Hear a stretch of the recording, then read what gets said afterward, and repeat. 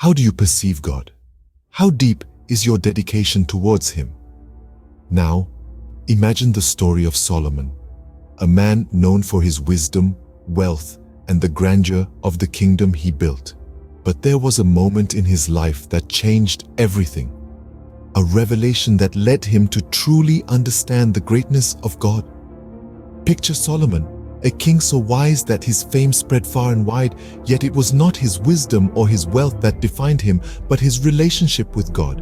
One day, he had a revelation, a divine understanding of God's magnificence. This was not a fleeting thought, but a profound understanding that shaped his actions and his life. Solomon, with his newfound understanding of God's greatness, decided to build a temple.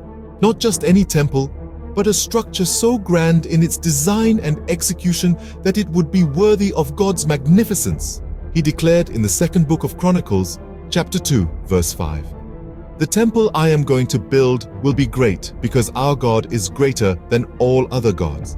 This temple was not built out of obligation or duty, but out of a deep-seated knowledge of God's greatness. It was a physical manifestation of Solomon's understanding of God's magnificence.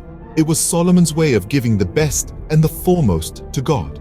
His dedication extended beyond the temple. It shaped his prayers, the energy he dedicated to God's work, the resources he expended for the kingdom, and the materials he gave away in God's name. All of these were driven by his understanding of God's greatness. So what does this story tell us? It emphasizes the importance of understanding God's greatness. It shows us that our worship, our prayers, the reverence we have for God, our faith, all depend on our knowledge of God. Solomon's story is not just a tale of a king who built a grand temple. It's a story of a man who, upon understanding the true greatness of God, dedicated his life to serving Him. It's a story that encourages us to ponder our own understanding of God's greatness and how it influences our actions and our dedication towards Him. In conclusion, understanding God's greatness, just like Solomon did, is crucial.